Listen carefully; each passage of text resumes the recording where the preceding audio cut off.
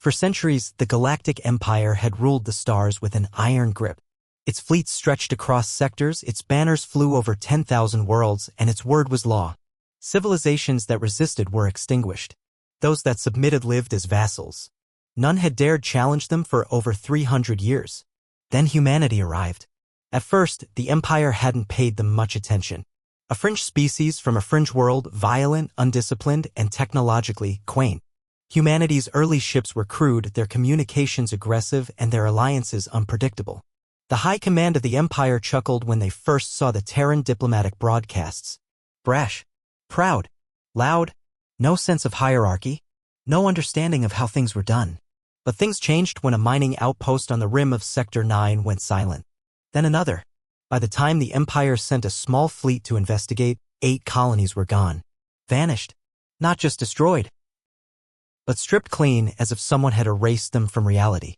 The culprit? Humanity. The Galactic Senate was livid. This fledgling species had the audacity to strike against the Empire. The decision was unanimous, exemplary retribution.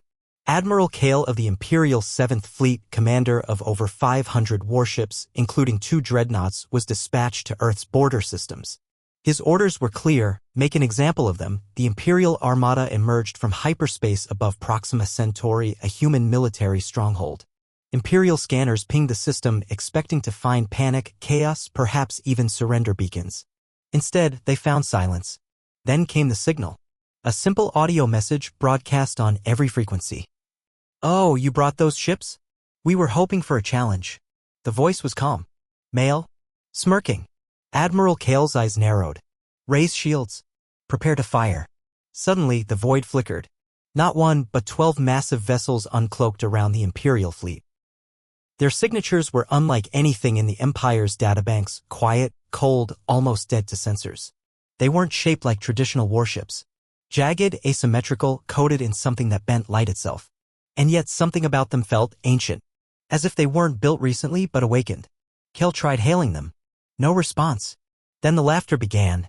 Each human ship projected a synchronized audio file directly into the Empire's communications net. It wasn't mechanical or distorted. It was just pure, honest laughter, dozens of human voices laughing like this was all a joke. And then the slaughter started. Humanity's ships didn't fire in volleys. They didn't rely on missile spam or brute force. They blinked.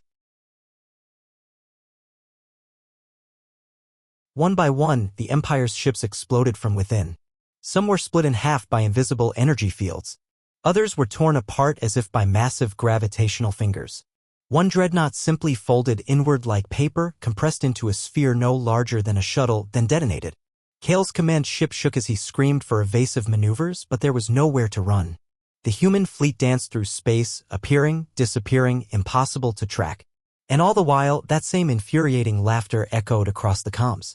In less than 7 minutes, the entire 7th Fleet was reduced to wreckage. Kale's ship drifted, engines dead, weapons gone. His final act was to record a message. To the Empire, we were wrong. The humans, they weren't behind us in technology. They hid it. They lured us. We mocked them and they laughed. The message never reached Imperial space. Back on Earth, Commander Voss watched the battle replay with amusement. The AI chimed beside him. 12 vessels. No human casualties. Tactical analysis, 99.998% efficiency. Voss sipped his coffee. Not bad for prototype gen for shadow ships. Let's send the data to Luna Command. See if they want to test the 5th Fleet next. The AI responded, should we prepare a transmission to the Empire? He smirked. Already have? That same day, every Imperial system received a new transmission from Earth. This time, it wasn't laughter. It was a single sentence. We used to believe in diplomacy. But now you've made us believe in demonstrations. The Galactic Council convened in chaos. Panic spread like wildfire. The Empire's grip had always been upheld by fear, but now fear had turned against them. Who were these humans? How did they advance so far, so fast? And the question no one wanted to ask aloud, what if Earth hadn't even sent its real fleet yet? Humanity didn't stop there. Over the next month, 47 Imperial outposts fell, without warning, without survivors. Not through planetary bombardment or invasion, but via precise, surgical elimination. In many cases, only a single human ship appeared. Aboard it, one pilot, one warform, one AI. That was enough. The Empire sued for peace, groveling, pleading, promising to re-evaluate the status of Earth in the Galactic Order. Earth declined. They didn't want a seat at the table. They built their own. By the end of the year, the Galactic Empire was no more. Fragmented, powerless, its flags torn down by rebels who now looked to Earth not as conquerors but as liberators. In the darkness of space, among the ashes of fallen fleets, humanity's ships drifted like sentinels, watching, laughing, daring anyone to try again. Because when the Empire faced human ships, they brought their pride, their fleets, and their fear. And humanity? Humanity just laughed.